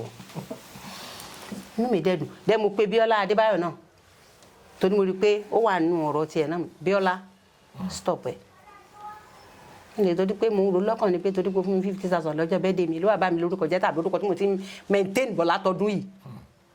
àwọn yóò máa pè mí lọ́tún lọ́sì fún kínní mo ní Bíọ́lá olókè mà ó dẹ̀ yọ kù gbogbo àwọn tí mo pè lójú ẹsẹ̀ náà yọ kù ọtí wọn fi díjọ́ kejì jọ́ kẹta mi gbọ́ nǹkan kan mi ì rí nǹkan kan mu kí n bá Fúnkẹ́ ṣiṣẹ́ kó fún mi lówó iṣẹ́ mi kí n get out normally tó bá pè mí sí location tí máa lọ́jọ́ mẹ́ta máa gbowó oúnjẹ for that 3 days. wàá dẹ̀ wá hòtẹ́ẹ̀lì tí máa sùn tó ó máa convenient tí Fúnkẹ́ ni pé ibi tẹ́ máa sùn ó máa convenient. ẹ lè lálẹ́ lọ́wọ́ pé ètí ń gbà fowó oúnjẹ rẹ̀ iye tó bá fẹ́ ló máa fún yín. so mo bá ṣiṣẹ́ yóò fún mi lówó iṣẹ́ mi Tóyìn Àyìnmákù mo bá ṣiṣẹ́ fún mi lówó iṣẹ́ mi mo get out. anybody tí má ti lọ bá ṣiṣẹ́ má ti mo ṣe ń stop ẹ ni tí n bá dé location gbà tí ò tí ì sáyé fóònù kìnìún kan yìí mi lè má múnú fẹ́ dání mi ń báyàn joke mi ń báyàn ṣeré àwọn èèyàn máa ń sọ pé Tọ́lá máa lè bẹ̀ ṣe wò yẹn tó bá sún mi lánìí kò dẹ̀ wá lè ẹ kàn ń wò bẹ́ẹ̀ ni gbàtí dẹ̀ tiẹ̀ ti wá dáyé fóònù. ọkùnrin mọ́ fún òyìn ni wọ́n bá tẹ̀. mo sọ lẹ́ẹ̀kan pé màá tiẹ̀ lọ́ta tó máa pọ̀ torí àwọn kan ló ń sọ nìbàdàn bíi pé ẹ máa ní ẹ fẹ́ pe Tọ́lá torí ó ń sunkún ṣé òun nìkan ló lè sunkún ni òun nìkan ló mẹ́kún sun ni ibi àwọn tán jọ sọ náà ni wọ́n ti sọ fún mi bọ́ mi ìbéèrè lọ́wọ́ ẹni èmi ṣe bíi pé mo gbẹ́ ní tẹ̀yìn torí nǹkan ló fún mi Ọlọ́run ló fún mi lẹ́bùn yẹn kì í ṣèyàn so Fúnkẹ́ ó wà òkè o gbogbo náà ni wọ́n wà òkè o ṣùgbọ́n kálukú ló mọ bó ṣe ga sí then àwọn audience tó ń wo pé ní àwọn obìnrin agbẹ́yálé lówó jù ní àwọn ọkùnrin kíní kan ló ga àwọn náà lè sọ lẹ́yìn kí n bá wọn ṣe iṣẹ́ kan sanwó iṣẹ́ mi àná mi kí n get out. kò jù bẹ́ẹ̀ lọ mọ́mí kí ni the most challenging experience yín over the time bóyá ẹ fẹ́ lọ ṣeré ni jẹ́ mọ̀ pé irú àwọn àṣà bá fẹ́ ṣeré wọ́n lè ní ká fò láti ibì kan bọ́ sílẹ̀ mo ti lọ ṣe kan tí mo fò mo tẹ̀ ṣe bí last year ni tí mo land báyìí ẹsẹ̀ mi rà yìí mo lọ́ mọ́ ń lé ni so kí ni most challenging experience yín bóyá ẹ fẹ́ ṣiṣẹ́ kan wọ́n ní kẹ́ wọnú omi tàbí kíní kan kí ni challenging experience yẹn tẹ̀lé rántí tẹ̀lé share pẹ̀lú àwọn alẹ́. èmi ò lè wọnú omi o ẹ kí n wọnú odò. ọkọ̀ ojú omi tá a fi máa ń ṣiṣẹ́ tó máa ń pè wọ́n ń wà wọ́n lọ wọ́n bọ́ sínú kéènù kan mi ì lè báyàn fi ṣeré. tó bá ní kẹ́ ṣe lórí sẹ́ẹ̀tì. mi ì lè ṣe. àzìnkẹ́ wà nínú ọkọ̀. bẹ́ẹ̀ ni kan náà wà lọ mi ì lè ṣe. wọ́n dẹ̀ máa sanwó gidi. wọ́n máa sanwó mi ì lè ṣe. kí ló dé ẹ láìkó odò ni. ṣé tọ́ta mi bá ṣe tó bá yí bodò tó bá bodò lọ ṣé oníṣẹ́ ò ní í ṣiṣẹ́. irọ́ ẹ máa wọ kíní. jákẹ́ẹ̀tì kọ́ life jacket. mi ò lè ṣe. ẹ kàn jẹ́ni tó fẹ́ bí èbú tẹ́lẹ̀ kò rí mi bú ni torí ó máa ń sọ pé ọmọ mi ní ẹ̀ mi ì lè ṣe. lẹ́yìn yẹn tó bá ní kí n sáré níwọ̀n tí mo lè sá. tó bá ní kẹ́ kíìsì nǹkan.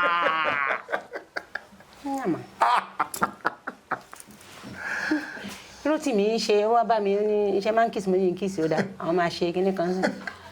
wá ní ó bá bọ́ta ń bá tẹ̀lé mo sìn mo ti ń lọ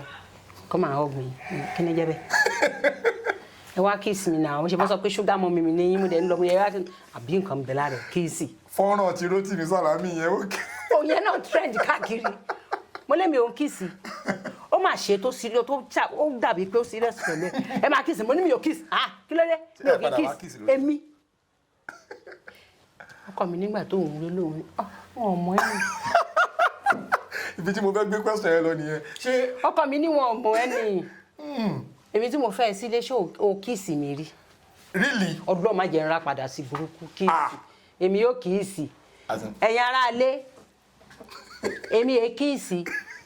ní real life gbàtà àwọn kan wò ó tán wo kinní yẹn náà ní kọ́mẹ̀ntì kálukú ẹnìkan ní ìyá yẹn ò já sí jàre ẹnìkan ní àlóko ni ìyá yẹn kò sí ntọ́ mo sáà ń kà mo sáà ń rẹ́rìn ni ẹni tí ó bá ń kíìsì ọkọ ẹ máa fẹ́ lómi ìmọ̀ ní kọ́mọ lọ. ẹ wo kó lọ fẹ́ lómi. ó ní agbára o. kò sí wàhálà mi èmi ò ń kíìsì ṣẹ́ni lẹ́yìn àwọn yẹn tàbí àwọn àṣìṣe wọn wá ní ká máa lọ́mọ́ra wa láìkẹ́ wọn sábà fún mi ní rò bẹ́ẹ̀ ṣá ọ̀hún fún mi torí mo ti jẹ́ kán mọ̀ pé ẹ bá fẹ́ lé mi nílé ọkọ àní mo ṣe máa ń bẹ̀rù nígbà tí mo wà lọ́dọ̀ Ládòkun pé táìmù ti lọ táìmù báyìí mo gbọ́dọ̀ wọlé ẹ dá mi lóhùn tí bá ti wá fẹ́ máa sọ pé ẹ ẹ̀dẹ̀ dá mi lóhùn táìmù ti ń lọ ààrẹ ẹni tó máa sọ pé kí ni kí ló ń ṣe yàn tọ́la ìbílẹ̀ yín lẹ̀ lọ kí ló ń kọ́ yín lójú àgbà tẹ máa ń parọ́ pé ọkọ mi fẹ́ lé mi nílé bọ̀ tó ti mọ́ mi lára. discipline ni àti love tennis ọkọ yìí. ó ti mọ́ mi lára ẹ lọ́rẹ̀ẹ́ àwọn bọ̀dá táàbù náà mọ̀ mi lọ mi ní kílọ̀bù mi ní. ẹ lọ industry party. mi lájẹ pati kan tí mo lọ níjọ́ kan ṣo nígbà yẹn ANTP mo mọ nítorí mi nígbà mo délé. kí lójú yín rí sọkọ yín ni. la lọ pàdé ọkùnrin ni. pàdé ọkùnrin ṣé gbà náà Tọ́lá sì ń jẹ́ Tọ́lá. la lọ pàdé ọkùnrin ni ojú mi rí ojú mi rí so kò wá jẹ́ kí ó wá mọ́ mi lára dì sí táwọn èèyàn bá sọ pé wọ́n mú aṣọ mo lè rà o àmọ́ tí báwọn kọ́ra aṣọ bóyá 35,000 lẹ́kọ̀ọ́ mi lọ́pàá tí wọ́n mo dẹ̀ sẹ́ndò kí ni account number yín mo dẹ̀ sẹ́ndò. ẹ̀kọ́ raṣọ ni mo raṣọ mi lọ máa ń raṣọ mi ní lọ èmi ò ní lọ o mi ò tí a mọ̀ pé ńgbà tí mo ṣe pátì máa réèyàn. torí ẹ̀ kí n bá àwọn èrò ṣe. Saheed Òṣùpá ló wá play fún mi lẹ́kọ̀ọ́ ní the hall tẹ bá rí èrò mo rí èrò mo dẹ̀ bu ẹkún pé then èyí tí mo ṣe ń bàdàn bíi náà Táyé Currency ló wá kọ níbẹ̀ Tọ́lá ìbáyàn ṣe. èrò ṣe wá pọ̀ báyìí.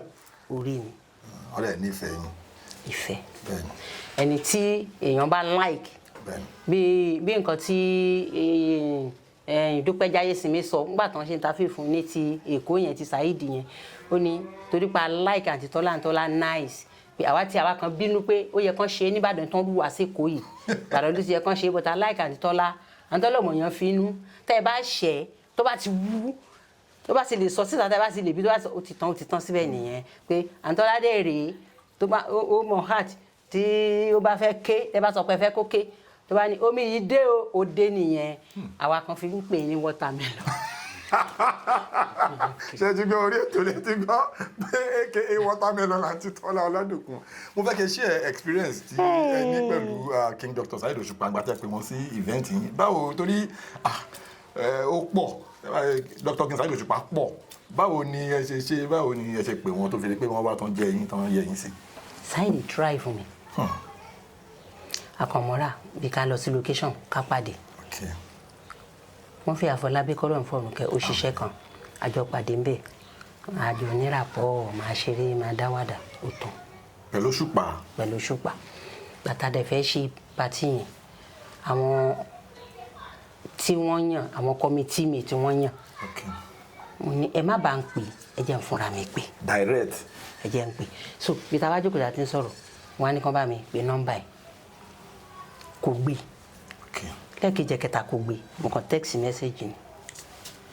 ẹ̀yin ọba it's me o Tọ́lá Ọládòkun please kindly pick my call please. Ó kàn pè padà ni. Wow. Wá jẹ́ kí n pè wọ́n.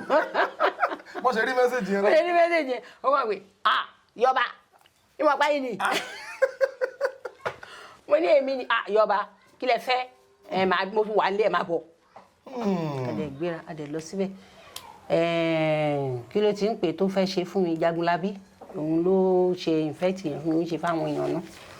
So àṣẹ wa débẹ̀ ó ṣe kọ́kọ́ rí Jagunlabi tó dùn kí ló wá lé mi máa ṣe lójú dákun má ṣe léṣe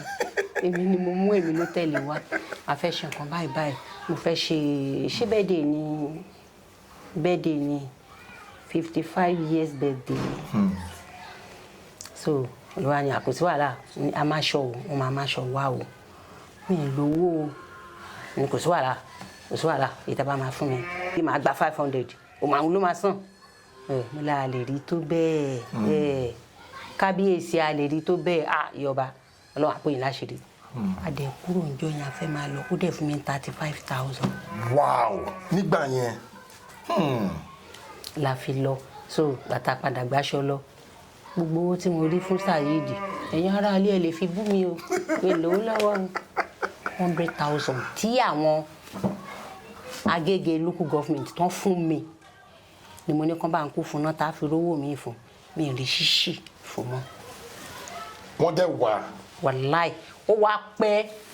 mo sì ní fídíò ẹ̀ tó ìgbà tó dé bó ṣe bọ́lẹ̀ tó wọlé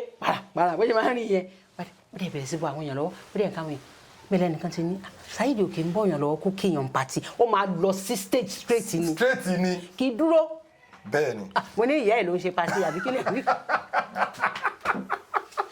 then gbà tó kọrin tó ń kọrin torí èdè àsàlátù ló kọ́kọ́ kọrin mi ìrówó fún yẹn náà owó wọn bá mú fún aláyàn ìlú wọn bá mú fún so bó ṣe wá ń kọrin tó ń kọrin ó ti wá ń pè mí ó ti ń kọrin tipẹ́ ìyọba má bá yín pawó ó sì gbà mí pawó. Wow. Ọlọ́run gbogbo àwọn Saheed kìnìún kan tí máàkì Saheed Kúpà kìnìún àwọn tó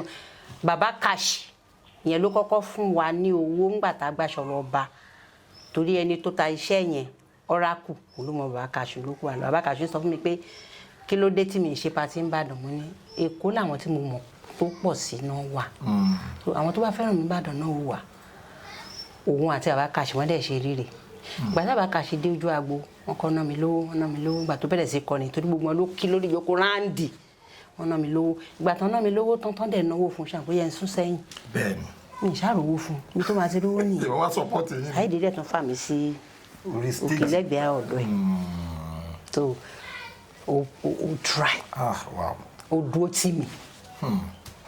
o dúró tì mí gidi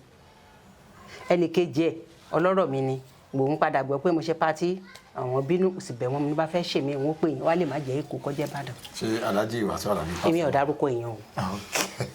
dárúkọ èèyàn o so Saheed o try Àdùnní ẹ̀jẹ̀ àbí kí ló pe rẹ̀ Àdùnní ẹ̀jẹ̀ ni ó ṣe pátí so mo lọ síbẹ̀ ìwọ̀n kélétékété wá ní ká lọ gbọ́wọ́ mo ní gbọ́wọ́ lọ́wọ́ Saheed èmi ò lọ o mo fà bùkù mo ti pátí mi sẹ́yìn gbà yẹn wọ́n ní kí n jẹ́ àlọ́ àmúlẹ̀ mi ò lówó tí ń ná ó ní Saheed yóò tún fún yín lówó ẹ mo ní mo mọ̀ bọ́tì àṣà kọ̀ọ̀kan ṣe bí èèyàn náà ń gbà bá débẹ̀ òun ló wá fún mi ní èlò mo ní tó tẹ̀ fún mi náà bóyá 5,000 to 200 tó gbàtà dẹ̀ débẹ̀ adẹ̀ ń jó tó gbà tí máa fi ná ọwọ́ kìíní ìkejì ìkẹta ó kàn bu owó ni ló bá rún mọ́ mi lọ́wọ́ ṣé o ọba ìbá lọ jókòó tó Saheed lọ́dọ̀ tèmi o tàbí tó kojú sẹ́nìkan yìí ló kọ sẹ́lòmíì Saheed try fún mi o ó try fún mi ó gbìyànjú gan ó yọ̀ débi pé tí n bá tún ní patí mi ẹ má jẹ́ n sọ̀rọ̀. ẹ̀yin aráalé recently tí mo bá bàbá Big Abbas ṣe interview àwọn náà sọ the same experience nípa Dr. King Saheed Òṣùpá. ó máa ń try. Dr. King Saheed Òṣùpá ẹ ṣé o ẹ kú support wa ní gbogbo ìgbà ẹ jẹ́ ká ráàpù ètò yìí ọ̀rọ̀ ìgbìyànjú fáwọn fáǹsì yín. ó tiẹ̀ tó bẹ́ẹ̀ náà látàárọ̀ mo ti tutọ́ ẹnu mi tú tó ti fẹ́ẹ̀ tán lẹ́nu bọ̀dá ta bú àkúmọ̀ tí ó ṣe fún lúwẹ̀ nísìn bẹ́ẹ̀ bá kò ní sẹ́ẹ̀tì. ẹ̀yin tèmi lé mo dúpẹ́ lọ́wọ́ yín o ọpẹ́ ni máa dú àti àdúrà ibi tá a fi ń wù yín èṣù ò ní bàbẹ̀ jẹ́. àmín. Ọlọ́run ní jẹ́ ká jọra wa lójú. àmín. bí tẹ́ ti ń rí kọ́bọ̀ tọ́dọ̀ tẹ́ fi ń wo iṣẹ́ wa ọ̀nà ò ní dímọ̀ yín. àmín. àpò yín ò ní gbẹ. àmín. ṣùgbọ́n àwọn kan wà tá a bá ti ń ṣe iṣẹ́ tó bá ti ríbi tá a ti ṣe ìka wọ́n máa ń wọ̀n wá lépè ni ẹ jọ̀ọ́ a fi ń kọ́ àwọn èèyàn lọ́gbọ́n ni mo ti rẹ́ni tó sọ pé Tọ́lọ́ Ládòkun ìyá yìí náà máa ti fẹ́ ya wèrè máa ti ń ṣe ká mi ò ṣe ká a fi ń kọ́ àwọn èèyàn lọ́gbọ́n ni èèyàn ò sì lè taráyé lọ́rùn